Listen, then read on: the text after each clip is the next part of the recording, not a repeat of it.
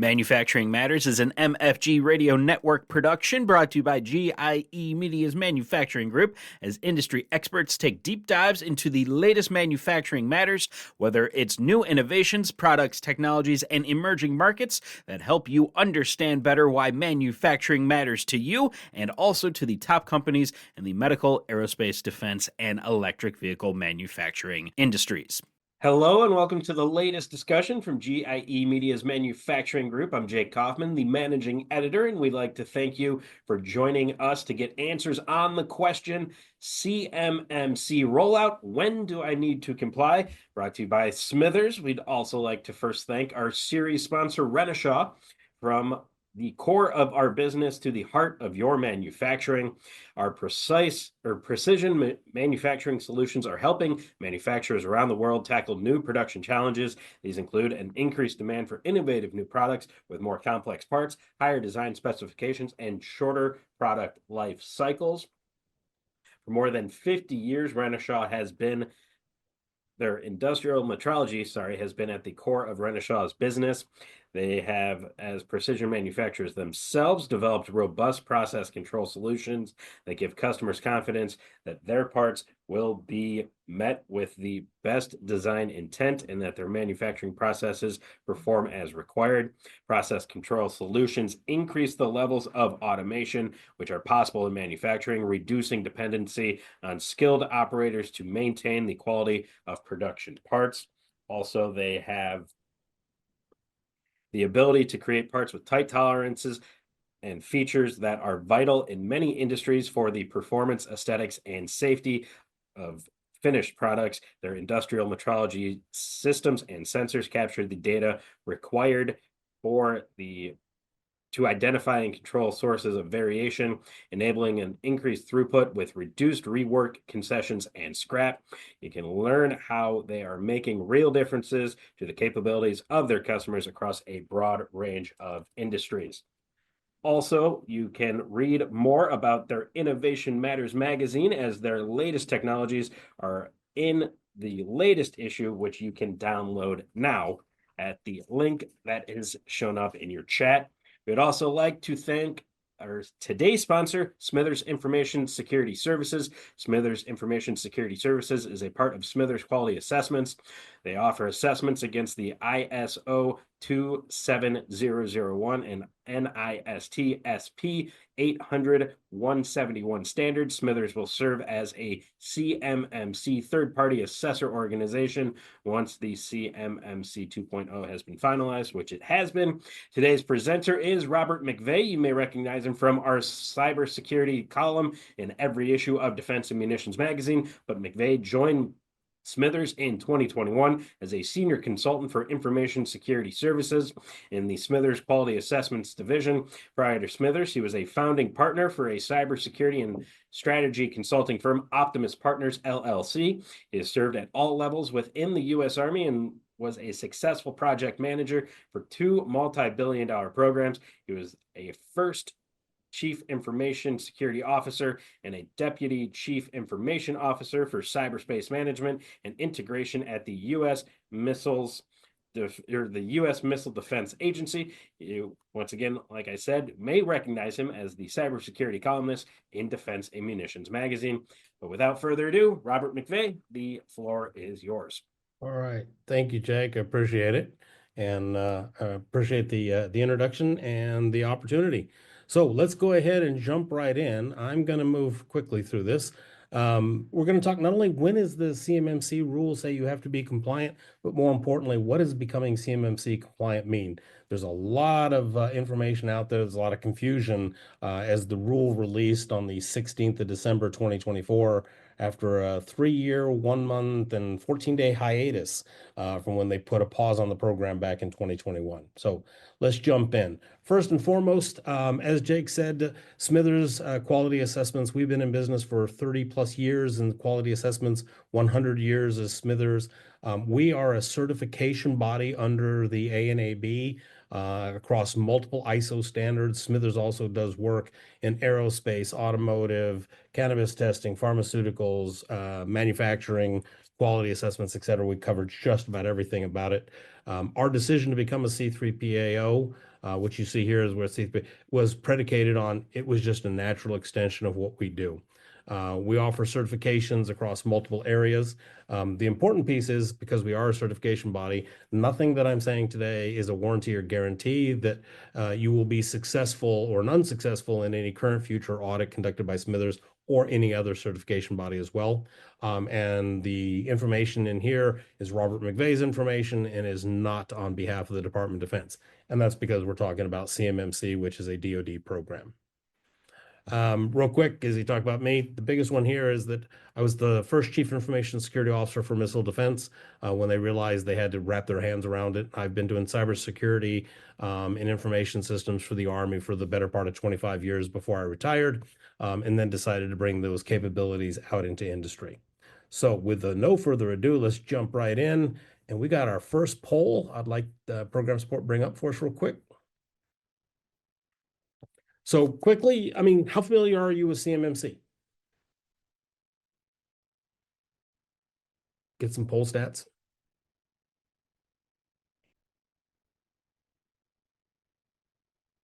Okay. So it looks about, 72% say they understand a little bit about CMMC, 28 or 8 people or 28% not so much. Perfect. So for some of you, this will be a refresher. For some of you, it'll be totally new ground. Hopefully all of you gain some new information out of it. So let's go on. So the first and foremost question we always get asked is, do I have to be compliant with CMMC? Short answer is CMMC is required if you have what is called controlled unclassified information, or CUI. Some people moniker it CUI. I hate the name CUI. I just say CUI. CUI just sounds like something like cooties, you get in school. Short answer on this one is that you need to make sure your organization is handling CUI. And if it's not handling CUI, you probably don't have to be compliant with CMMC. If you call Smithers and say, hey, we want to look at a CMMC assessment, the first question I'm going to ask you, do you handle, the government says, do you process, transmit, or store CUI? If you don't know if you process, transmit, or store CUI, look at the top questions. Look for in your contract. What you're looking for is the clause in your contract that is either the 252.204 and it's 7012, 19, 20, 21, and 24. If you have any one of these 5 clauses in your contract, you might have CUI inside that contract. Or look at the drawings and the diagrams that you get from whether you get them from the government or you get them from your customer or your client, look at them. If they are marked controlled unclassified information or CUI, or even maybe have the old moniker of FOUO or for official use only, if you have those indications on your documents, you might have CUI. The shortest answer is that if you have those clauses, but you've never seen documents that say you have CUI, easiest thing is pick up the phone, call your contracting officer, ask your contracting officer, do I have CUI in this contract? If the contracting officer says, I don't know, ask them to dig a little deeper. You can also look if the program gave you a copy of the program security classification guide. It'll tell you what is and is not CUI. And as I said before, worst case scenario, look for anything that says CUI or look for anything that says FOUO. That might lead you to be CUI. But at the end of the day, you want to make sure that if you are trying to become CMMC compliant, that you actually have a contract that says you're handling CUI. Because if not, this is an expensive proposition for something that may not be necessary. So check that out before you jump into it. Now, what is CUI? So let's talk the CMMC program. Let's talk a little bit about it. As I said earlier, back in 2021, the program took a pause. Basically, the Department of Defense had to put on the brakes and say, okay, we got a little ahead of ourselves.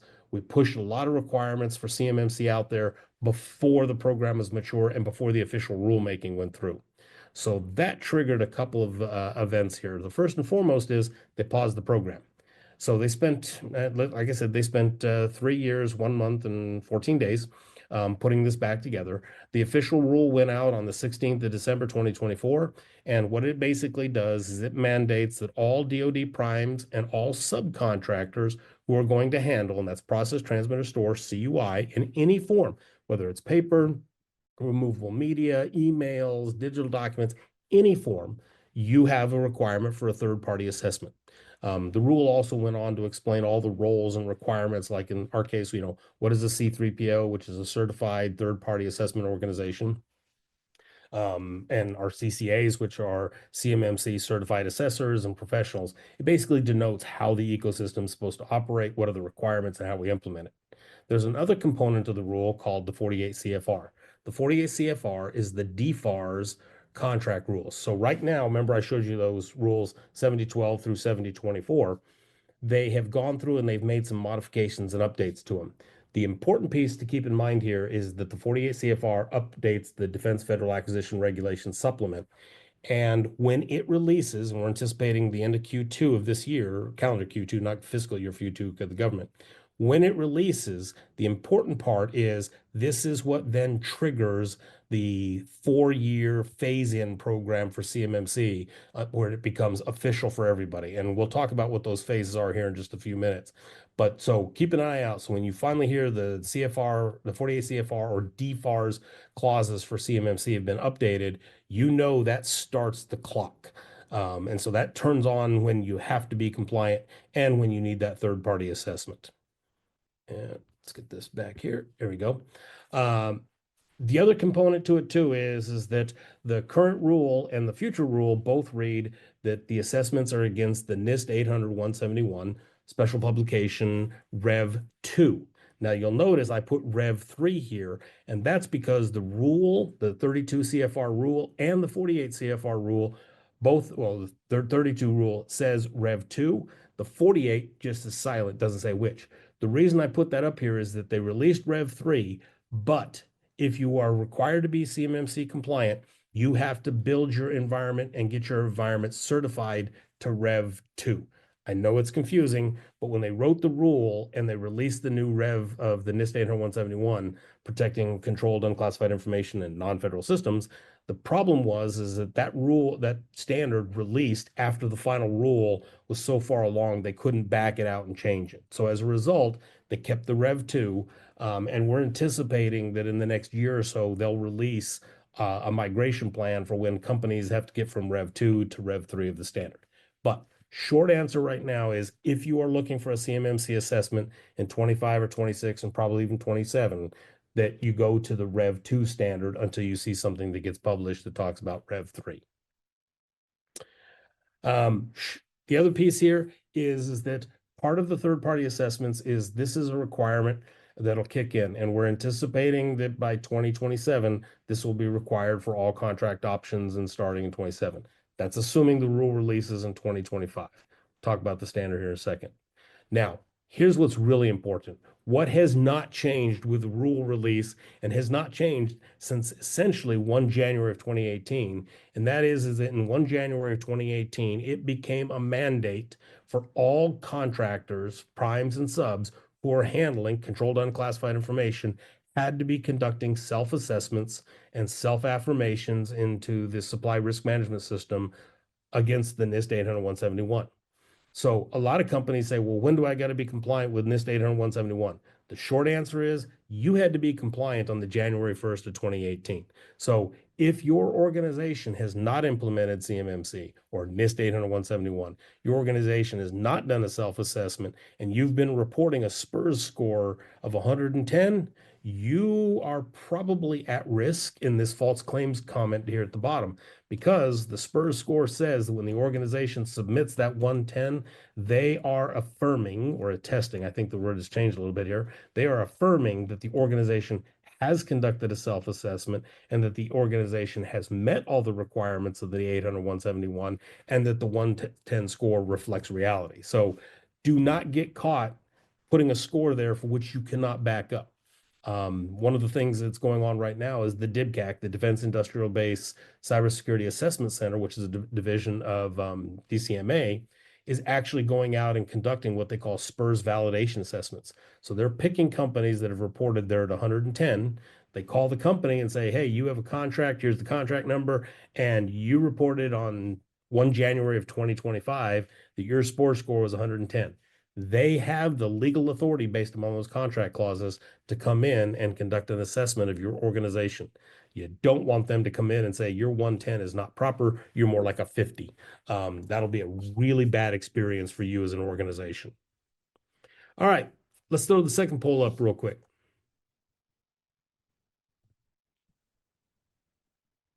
So how many of you started working on your CMM certification? Keeping in mind, I just told you, 1 January 2018, you should have already been there.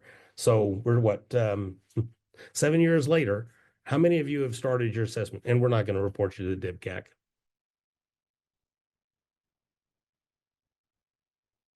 Survey says about a 50-50 split. Okay. For those of you who haven't started your journey, don't feel bad. You're kind of in the majority.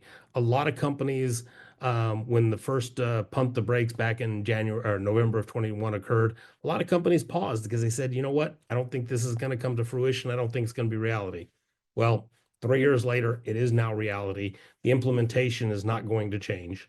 I even had a client here recently says, well, you know, with the Chevron deference struck down by the Supreme Court and the new administration putting a pause on all regulations, we think it's going to not happen again. Well, two problems with that one. One, the Chevron deference is not applicable here because this rule actually went through congressional review. So this rule actually Congress had to look at, and Congress either had to vote vote it down if they didn't want it.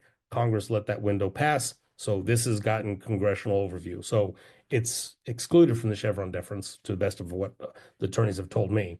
The second part about it is that the 32 CFR rule was already in effect when this administration took over. So the delay of any new regulations is not applicable. It might be applicable to the contract component, the 48 CFR, but the actual implementation of CMMC and the requirement for organizations to be compliant with 800-171, that has not changed. And the rule and the new administration's policy is not going to change that at all either.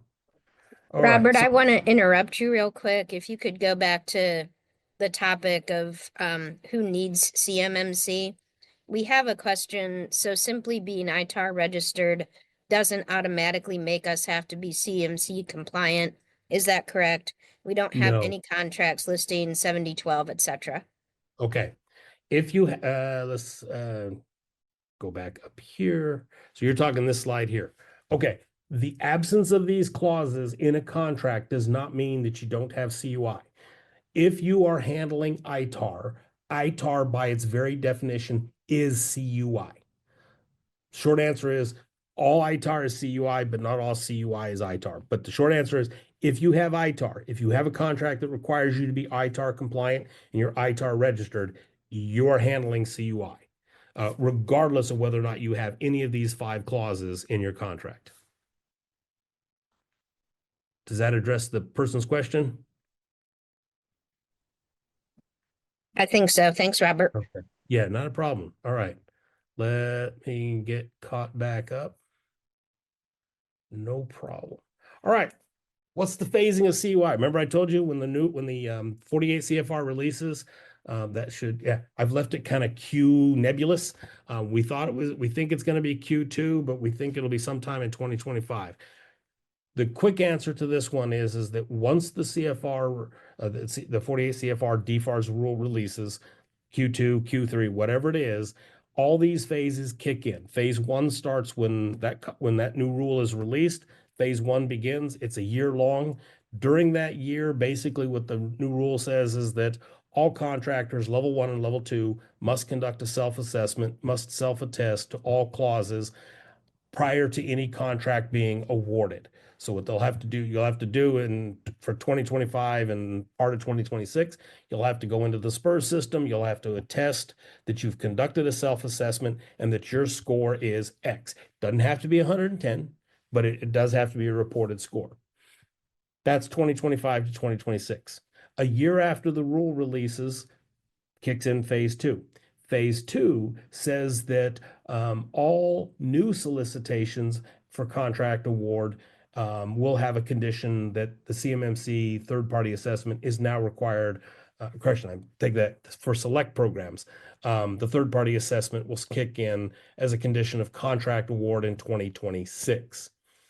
In essentially what would be summer of 27 or 2 years after the rule is released, the CMMC third-party assessment will now kick in as a condition for all new contracts that are going through the system. So they're basically giving the department about 2 years to get it into every contract and give all new bidders for new contracts the ability to say, okay, we're ready for it and we'll be ready in 2027.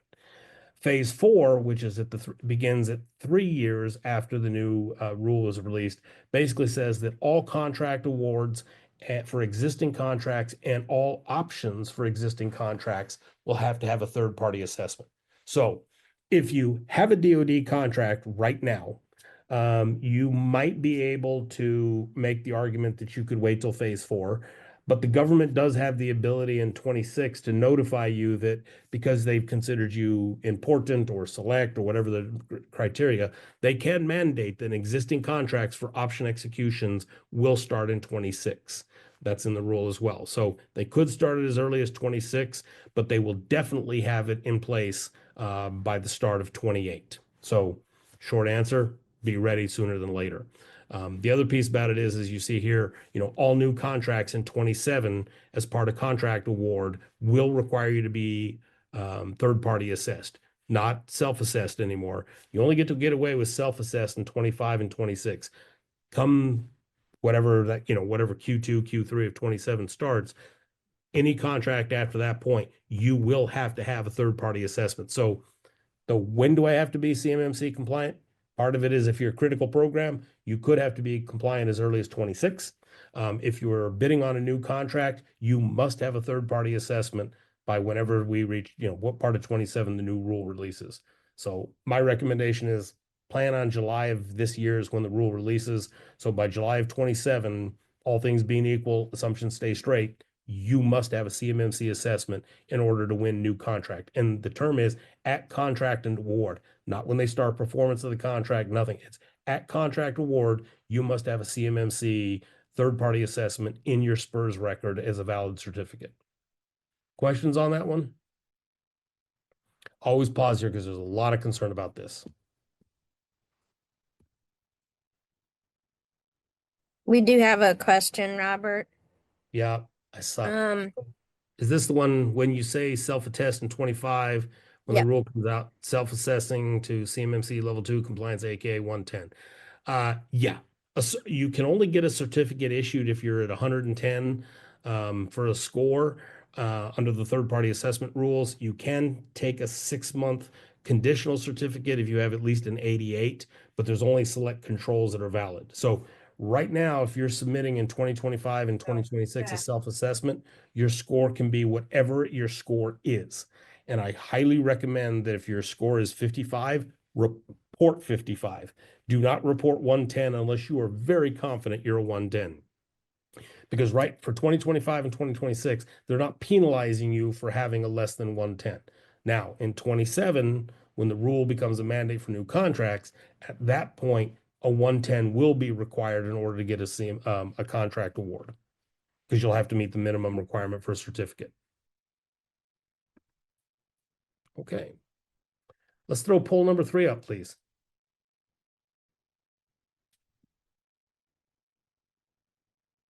All right. For those of you who just heard everything, and so let's talk about the guys who, the 50% that said they're not quite ready for CMMC.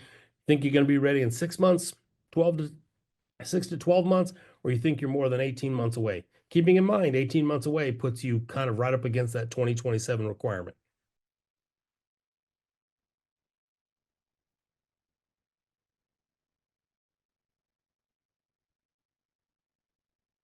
Okay. Well, that's pretty good. 50% of you say you're about 12 months out.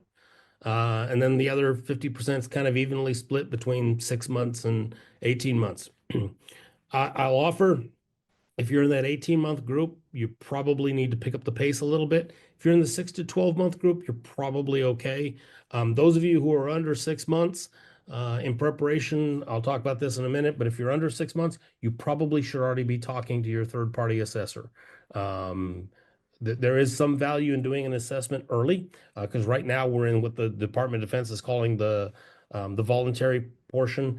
It is a contract discriminator. We've heard from contracting officers, we've heard from other companies that, if you have a certificate, in 2025 and in 2026 before it's mandatory, that is a real positive for a company. And when the contracting officer has to make a decision, says, look, I got two contracts that are really similar, value-wise, dollar-wise, capability-wise are about the same, but one company says, hey, we have a plan to get there and a self-assessment and we'll be there in a year, and the other company actually has a third-party certificate in hand.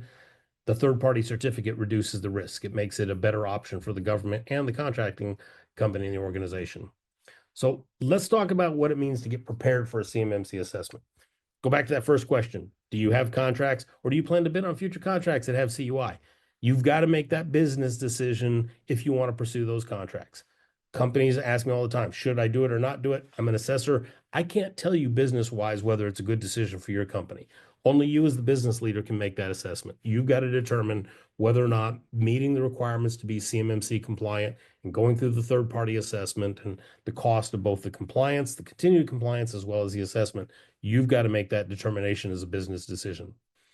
The biggest thing, once you've made that decision, you should go in there, is do your own internal assessment. Download a copy of the NIST 800 171 Rev2 and the 171 Alpha.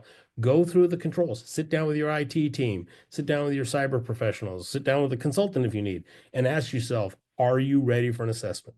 And the other piece about it is that no self-respecting C3PAO right now, and when new requirements for ISO come in for all of us, no C3PA will be able to conduct an assessment if you've not done your own internal assessment and management review for your own leadership to say we're ready for it. Because CMMC assessments, while they're not horribly expensive, they're not cheap. So you want to make sure that your leadership is confident that you're ready for it.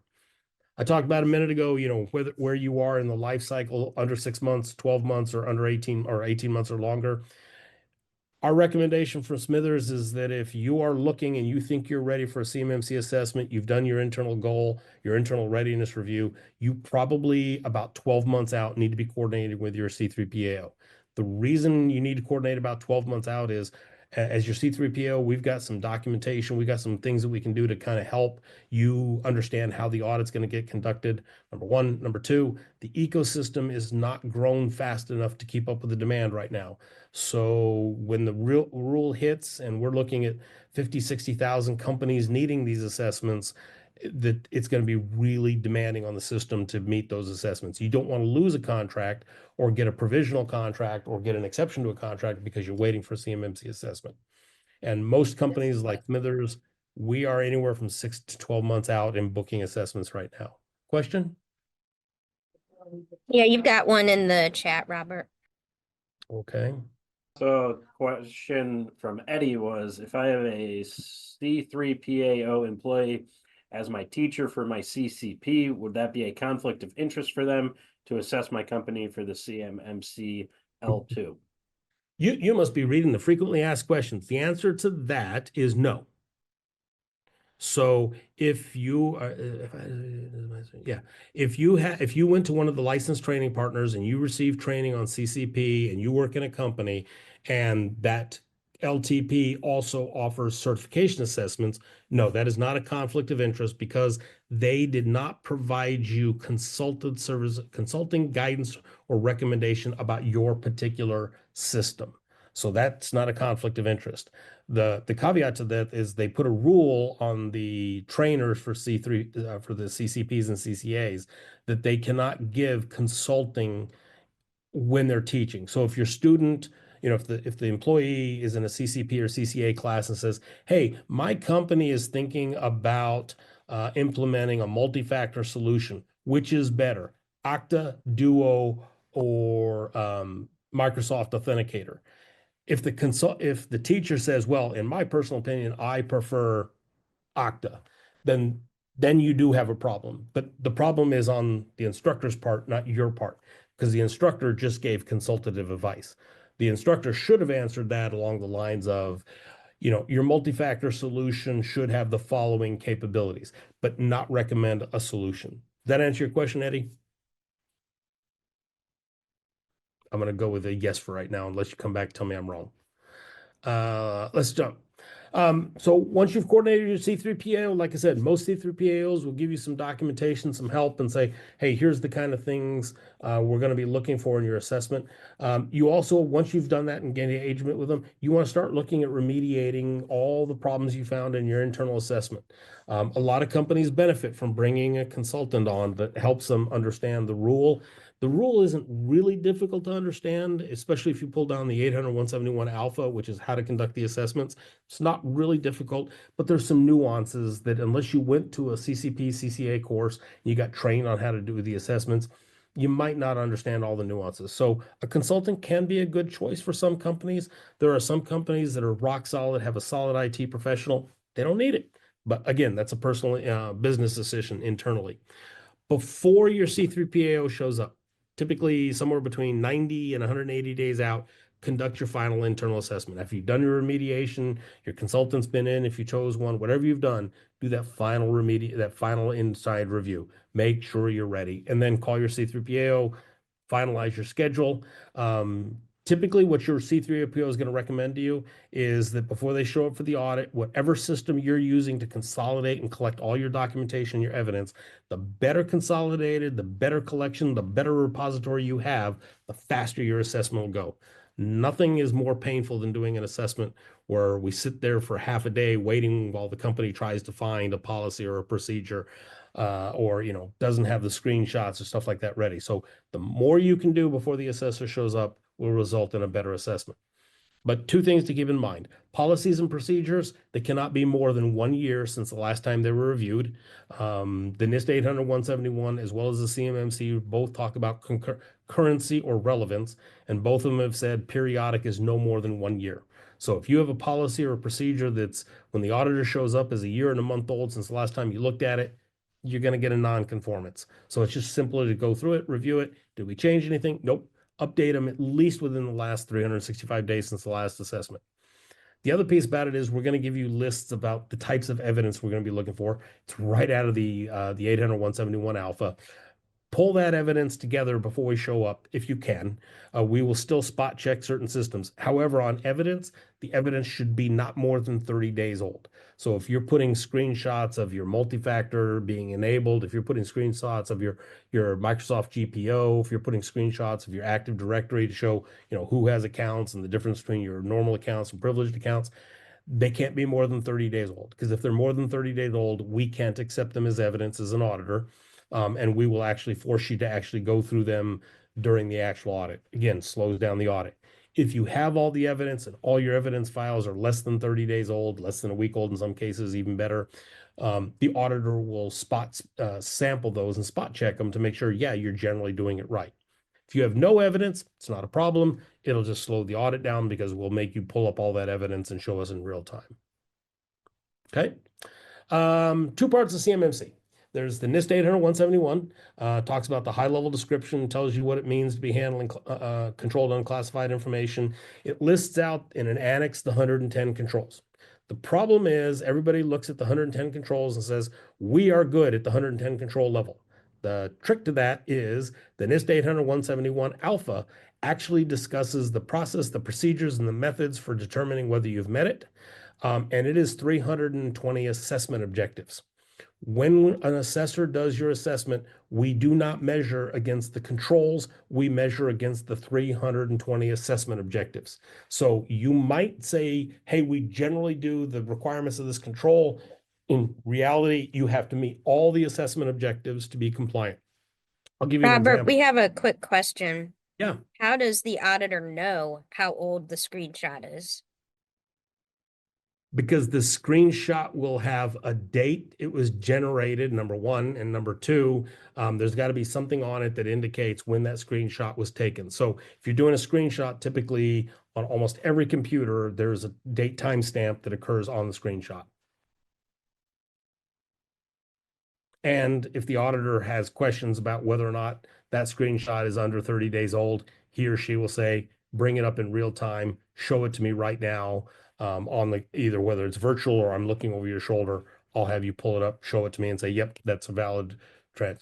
What you don't want to do is you don't want to have what screenshots you loaded and what comes up. to be really radically different. Now, understanding if I'm looking at a list of active users, or I'm looking at a list of, recent logons, I understand that'll change a little bit.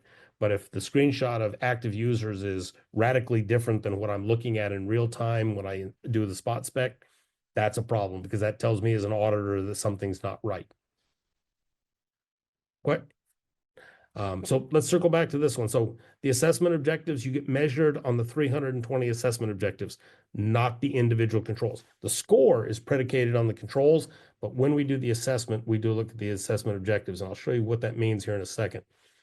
So this is a lift right out of 171 alpha, 171 Rev 2, 3.1.1. It's my favorite one. Limit access to authorized users.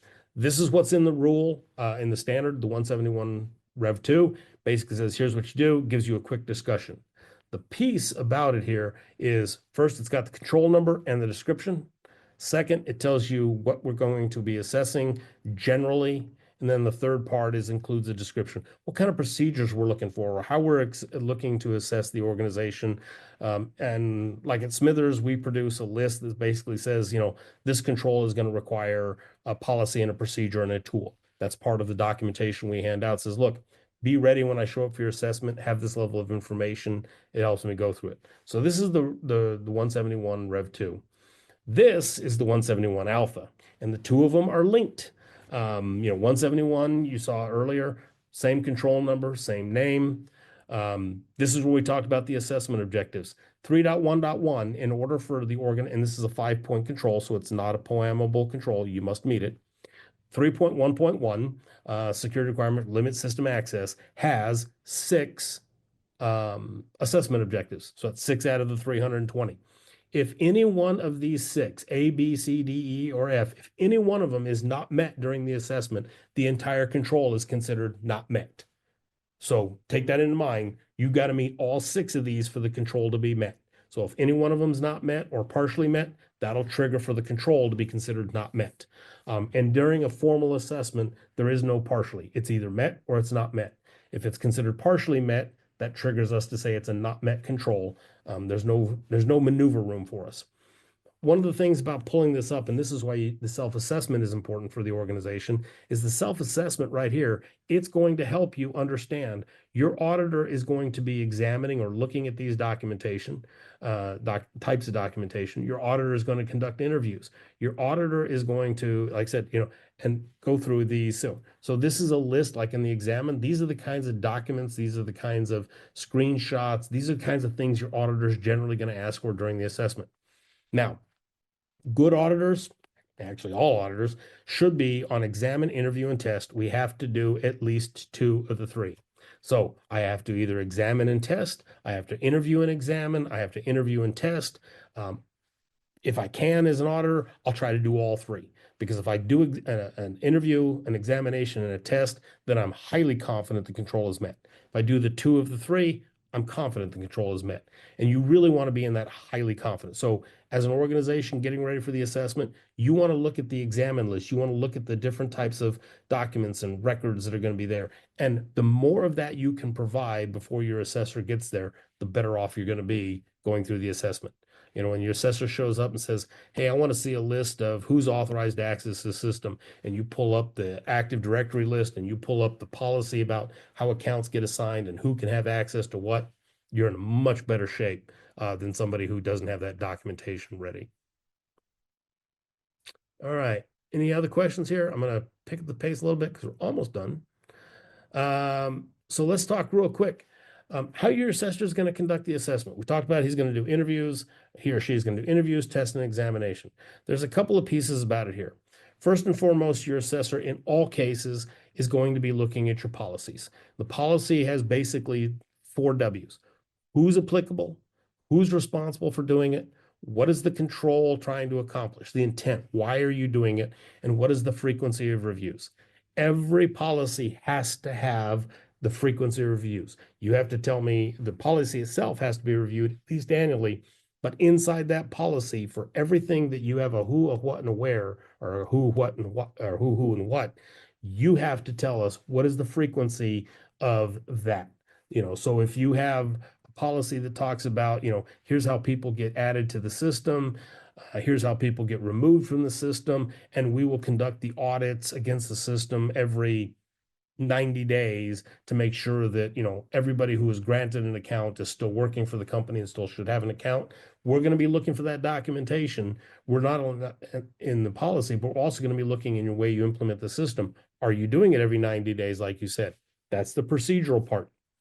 What is it you're doing? How it has to be done for your organization, when it's done, and who's responsible for doing it. So let's go back to that user authorization list. What's being done? We're examining the user authorization list. We're looking at the employee roster, and we're looking at the Active Directory roster.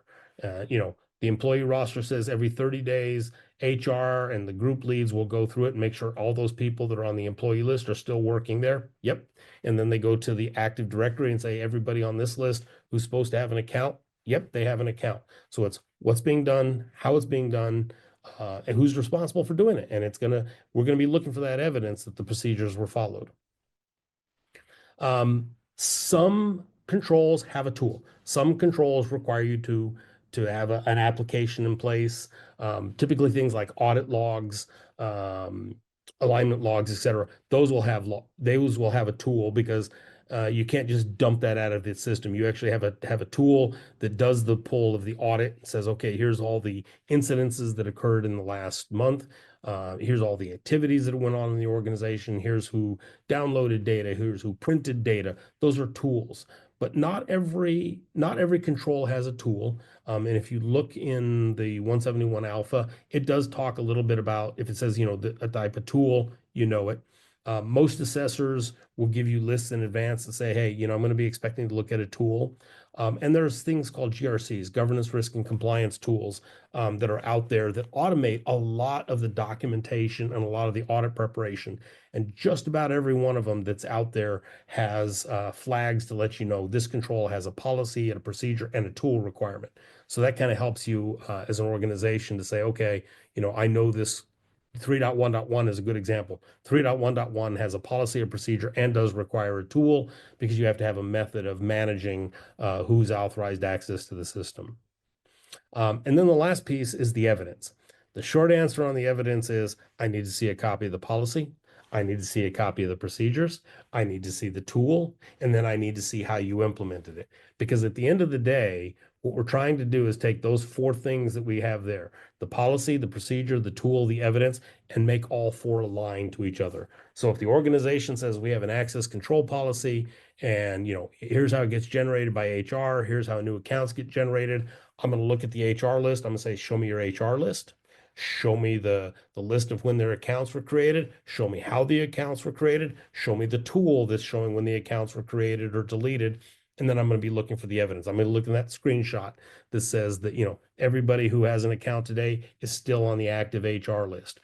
Everybody who was removed, if you say, well, Bill Smith left on the 1st of January, company says within 24 hours of a person leaving, their accounts have to be disabled. Great. I'm going to look at HR. HR says 1 January, Bill Smith left. I'm going to turn to the IT team and say, show me when you deactivated Bill Smith's account. Ideally, they're going to say we deactivated it on the 1st.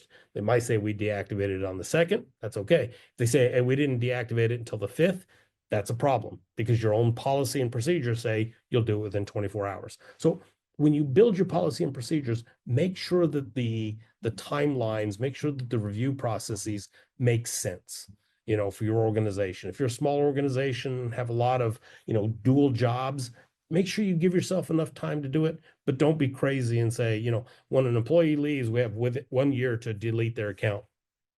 I'm going to tell you as an auditor, that's not a best practice, and that's going to result in problems for you. So be reasonable, but make sure you give yourself enough time to do things capably. All right. Yeah, all 4 of the must align. Real quick, I'll talk here. We talk about policy and procedure. So policy talks about what does the organization have to do. So in this case, you have to have a policy that says who's authorized to access CUI. You also have to have a policy that says how people are allowed to connect to the system. Can people bring their own devices and connect them to your network? I'm just giving you examples of things your auditor would be looking for. Procedures are how you on and offboard people. So the policy says who can or can't have an account. The procedure says, how do I bring somebody on? How do I get somebody off the system? Another procedure is, how do I add a new device or a new piece of equipment to the network? Policy says, only company provided equipment is allowed to connect to the network. Great. As an auditor, I'm going to say, show me the list of all systems that have connected in the last 30 days. I'll pick a handful of them and I'll say, now prove to me that those devices are procured by the company. Now, if you say bring your own devices are allowed, okay.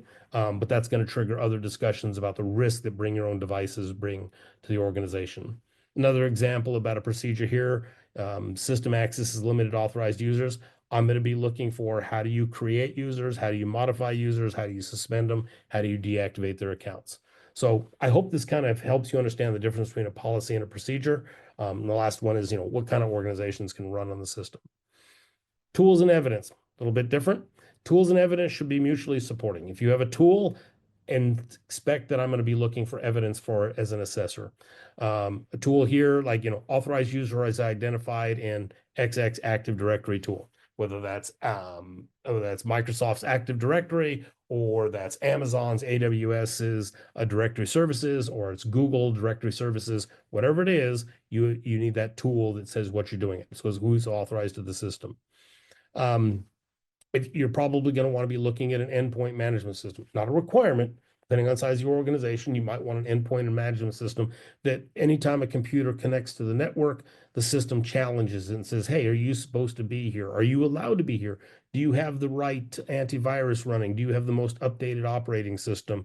Do you have all the right patches in place? Those are the kinds of things that would be a tool that will get you this capability. When you're authorizing users, do you have a tool that does what was called role-based access? And that basically means, depending on what level you are in the company, how you log into the company determines what information you can see. These are things that tools would often do. And then organization access control. The evidence in this case, like I said, authorized users, I'm going to be looking for a list of your list of employees from HR, and I'm going to be looking at your Active Directory or directory services list and saying, okay, do the two match? Short answer is that everybody who is in the Active Directory better be in an HR list, because if they're not in an HR list, then I say, why do you have these users who aren't in your HR list? Why are they authorized to your network?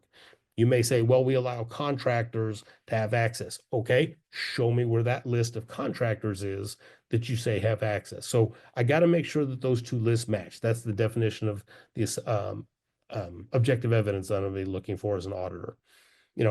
Same thing on the devices. We're going to be looking for a list of allowed devices, and that's the evidence. So I'm going to ask you to print me a list of all currently connected devices, or all devices that connected to the network in the last 30 days. I'm going to pick a couple of them. I'm going to sample and say, okay, I'm looking at machine, with a MAC address XYZ. It's not a MAC address, but I'm looking at a machine with a MAC address of XYZ. Show me the documentation. Show me that that machine is actually authorized to be on the network. Show me that it was configured. I'm going to be looking for you prove it to me that, yep, it's really allowed to be on the network. If you allow BYOD devices on your network, I'm going to be saying, okay, you allowed a bring your own device. Now show me that you ran some scans against it to make sure that it was protected before you let it connect to the network. Another area of sampling, access control. We're going to take a look at your current access control list. We're going to look at your employee creation and access request list. And I'm going to say, hey, Bill Smith came on the company 5 years ago. Bill Smith was seen as a, limited user. What is Bill Smith today? Well, Bill Smith was punched up to an admin user because of X, Y, and Z. Great. Show me when the decision was made to make him an admin. Show me how it was done. Did you follow your own procedure for elevating somebody from a limited user to a full user or to an admin user? How you do it in your organization, totally up to you. Just be able to show the flow of how you made those decisions. And then I'm going to finish off with the call to action. Short answer, the rule is out there. The rule and the process are defined. We can be issuing CMMC certificates now. Full implementation timeline, like we talked earlier, sometime in 2025, they're going to release the 48 CFR. That will trigger that 4-year clock. Keeping in mind, for the majority of people on this call, that 4-year clock is not really 4 years. That 4-year clock is really about 2 to 3 years, depending on where you fall in and between where you can get a contract. Voluntary certification right now is a discriminator. We have seen several clients have called and said, hey, we were bidding on a contract, and even though the Department of Defense hasn't made it mandatory, our contractor or customer or client has said, hey, we want to see your CMMC certificate, or we want to see your plan to be CMMC certified by end of 25 or 26. I'll talk about this and I'll keep reiterating it. Right now, there are only 54 C3PAOs. Those are the organizations that can issue a certificate. And there's only a little over 300 assessors in the ecosystem. You do the quick math. 70,000 contractors are going to, in the next 3 to 5 years, are going to need assessment. They're anticipating that number is going to be 15 to 16,000 starting in 2026, I believe is the date. If we only have 300 assessors, we are not going to be able to be conducting 16,000 assessments. So there's going to be a lag in the demand. One of the biggest challenges for the assessors is the assessors have to essentially go through the same background investigation that I had to go through to get a secret clearance when I was in the military.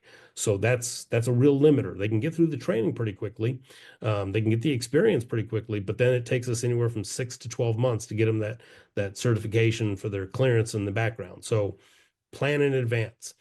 Once the rule releases, we know the schedule pressure will start increasing highly. And that's predicated on a lot of the big companies who have to be compliant in year 3, 2027 or 2028 of the program.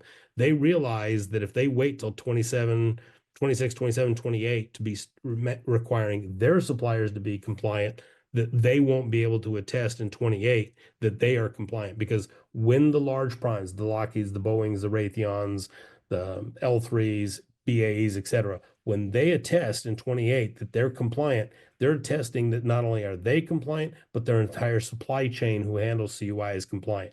So they are not waiting until 28 to start asking those questions. They're asking those questions now. All right. Got to the end here, and I think we still have a little bit of time for any other questions. Perfect. Well, thank you so much for your time, Robert. And yes, we do have a few questions that we've stacked up throughout the course of the presentation. We will begin. Joe wants to know that if you're a subcontractor doing work for, say, example, a Pratt & Whitney, what are the flow down requirements? Okay, so that's the 7012 clause, and the 7012 clause is pretty straightforward.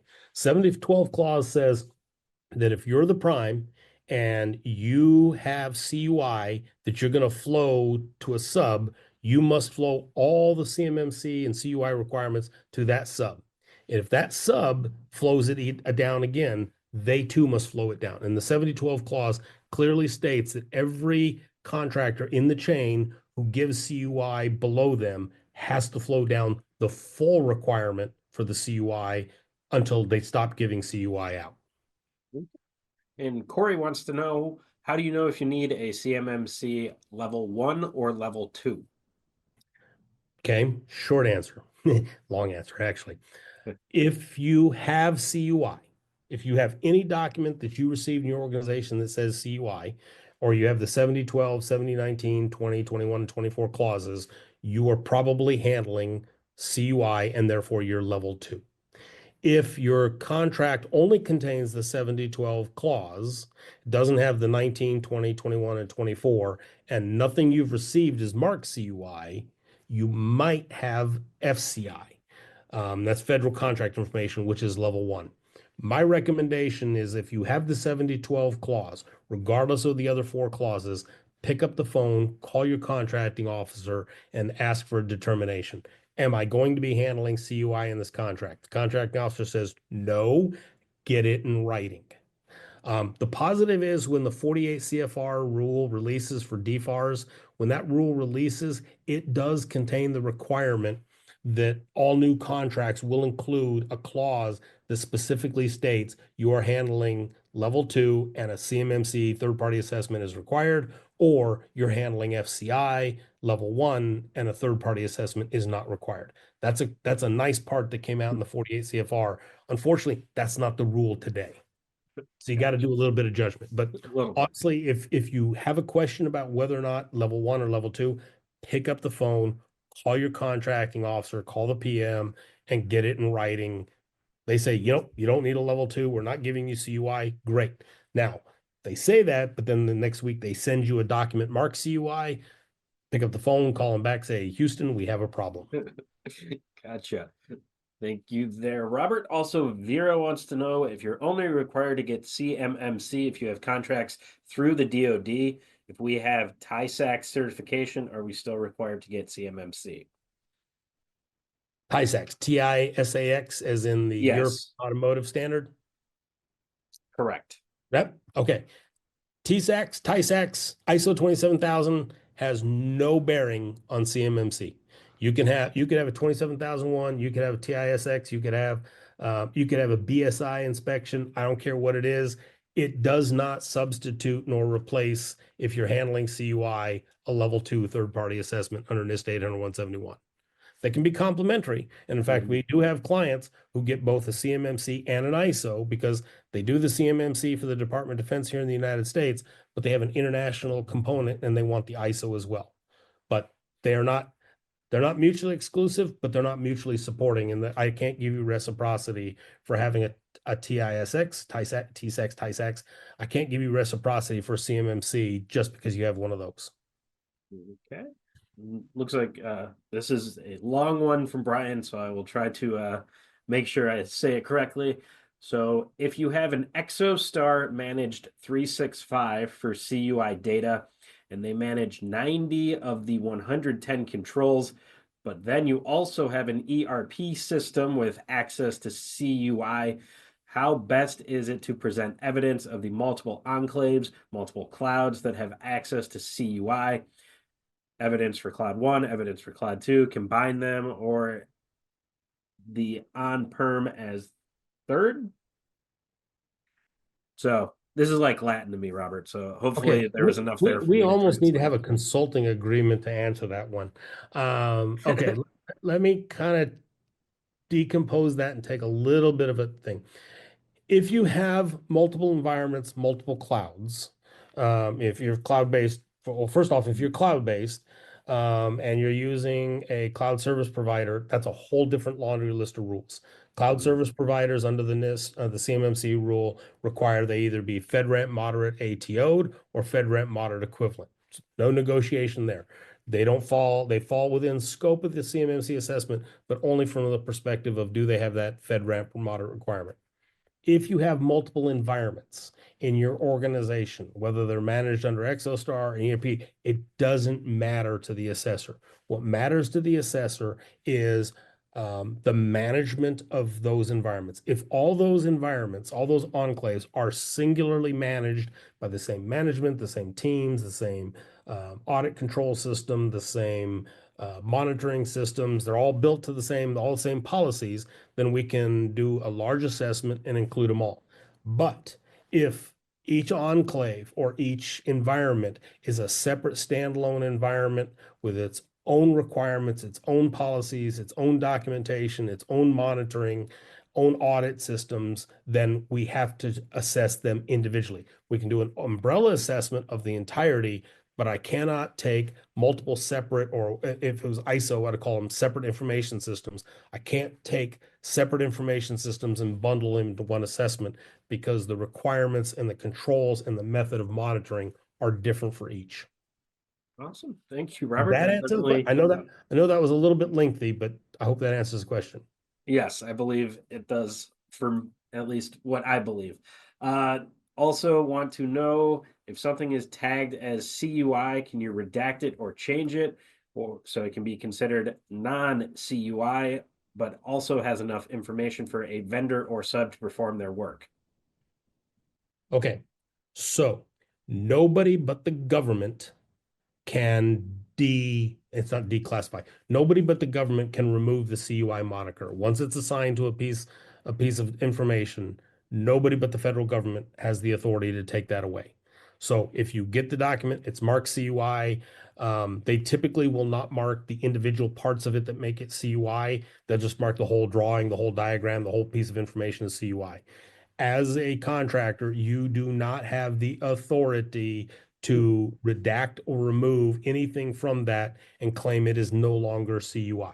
Now, if you want to do that, figure out what it is you want to redact it, send it back to the government, send it back up through the chain to the government, get the government to agree that it is no longer CUI. But you as a contractor do not have the authority to redact it. Okay. Somebody says, I just got him a steak dinner. Cool. What did I get you a So you steak dinner settled the for? bet. I think Robert gets a steak dinner as well then. Also, we want to know, few left, if we can try to squeeze these in. Is it okay to formally ask our customer not to send us CUI data? Absolutely. In fact, you should, if your customer wants to send you information and it's something, and here's the example I always use.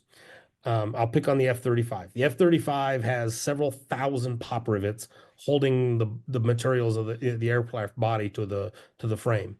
If you are the manufacturer for the pop rivets, and the government could send you a list and says we need 10,000 aluminum 638 20 millimeter pop rivets, and he can send that to you and say, I need 20,000 of them as a COTS purchase because the pop rivets are pretty much the same for all airplanes. They can send that to you. Great. If they say, hey, we're going to send you the diagram for the wing, and we want you to count the number of pop rivets, punch it back to them and say, nope, you count it. You tell me what the total number is, and then you just send it down to me as an order that says we need 10,000 pop rivets. Please don't include the contract number that says it's part of the F-35 program, Joint Strike Fighter. Just say, hey, I have a purchase order for 20,000 pop rivets. Send it to me. I fill it. Guess what? You just broke that CUI chain. I no longer, as the guy who generates pop rivets, have to be CUI compliant. Now, if you send me that same one, but you say, hey, I want aluminum 635, and I'm just making up the number here. Say I want aluminum 635, but aluminum 635 is unique to aircraft that have the anti-radar film. I can't remember. I just lost the name of it. But if they have the structure and the capability to absorb radar radiation instead of reflecting it, and it's only for that application, I can't get you out of the CUI comment at that point. Your CUI, because that particular pop rivet is only used in radar resistant aircraft. Awesome. Thank you, Robert. So there are Cool. 2 more questions that I wanted to get to for a wrap up today, if that's okay. Okay. We did have several people ask kind of for a ballpark figure of the cost of getting, let's say, level 1 CMM certified and also then level 2 certified. How much would that end up costing a business? Okay. So there is no formal requirement for a third-party assessment for level 1. However, firms like Smithers who do ISO as well, we do offer a third-party, what we call risk reduction for level 1. And those are typically, from most organizations that I've seen that do them, they're about $5,000. That's a ballpark. If you're looking for a CMMC level 2, I wish I could tell you what the number is, but it's predicated in Smithers. We have 17 complexity and technology diversity questions we have to go through to really be able to give you a real proposal. But short answer is your third-party assessment for a level 2 organization, depending on the size of the organization, the number of sites, the number of employees, the number of endpoints, whether you have servers on-prem, whether you have, printing, if you have 100 CNC machines that are all capable of doing CUI and you have 400 people doing CUI, it's going to be pretty expensive. If you have a really small shop, and let's do it this way. If you have a small shop, 5-10 people, 1 or 2 machines that handle CUI, you only have a handful of CUI orders, you only have 2 CNC machines that do CUI, you're probably in the neighborhood of about, don't quote me on this really, you're probably in the neighborhood of about 15,000. And if you call me on that, I'll argue, but from about 15,000, but it can go from about 15,000 to as much as 100,000, depending on the size of the organization, what you're trying to do. And like I said, those numbers of machines and people and processes, the broader your CUI is throughout your organization, the more expensive it's going to be. Personal recommendation, if you can, isolate the CUI to a small enclave, to a small number of computers, to a small number of people. I've even seen one organization that set up, they had hundreds of CNCs. They set up 5 CNC machines in a closed area and had like 20 people. And they said, we have 1,000 people, but these 20 people, these 5 machines, these 10 computers, that's all our CUI. that's manageable. That will get you down in the under, around the $20,000 mark. 1,000 people, hundreds of machines, you're drifting really high up to the Yeah. 100,000 mark pretty quick. Okay. And that kind of does roll into the final question that we have today, Robert. Also, Yeah. all of the other questions that have been asked, they will get a copy to Robert and the rest of the team at Smithers, and they can answer in their own time. But just for the actual length of the presentation, we'll be wrapping things up. So the final question is, if you are doing business internationally and have locations in Europe, is it okay to have shared servers with your European locations, or does all of the CUI have to be on US soil? That's a great question. No, the CUI does not have to be on US soil. Awesome. Thank you, Robert. Also, Short any answer. questions Okay. can be emailed to cyber@smithers.com. So anything that we did not get to today, I am very sorry. But once again, you can email them to cyber@smithers.com. And also Robert and the rest of the team at Smithers will get any question that was asked during today's webinar that we were not able to get to. However, before we wrap up today, I want to thank our series sponsor, Renishaw, and obviously a massive thank you to Smithers, and a huge, huge thank you to Robert McVeigh. Obviously, a huge amount of information given out today, so thank you so much, and we hope everyone else has a great rest of your day. You can listen to all of our episodes of Manufacturing Matters and Lunch and Learn podcast from the MFG Radio Network on Spotify, Apple Music, and on our websites, todaysmedicaldevelopments.com, aerospacemanufacturinganddesign.com, defenseandmunitions.com, and evdesignandmanufacturing.com.